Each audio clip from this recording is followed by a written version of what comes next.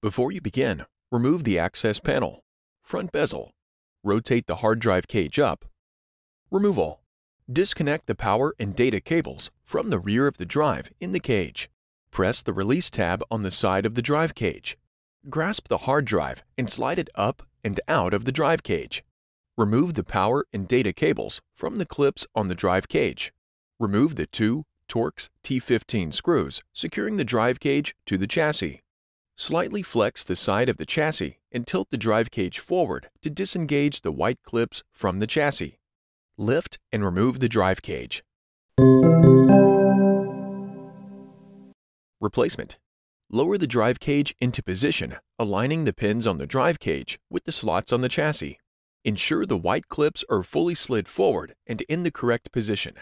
While flexing the side of the chassis out, rotate the drive cage forward until the white clips are aligned with the screw holes. Replace the two Torx T15 screws securing the drive cage to the chassis. Replace the power and data cables into the clips on the drive cage. Align the guide pegs on the hard drive with the channels in the drive cage and lower the drive down until it snaps into place. Reconnect the power and data cables to the rear of the drive.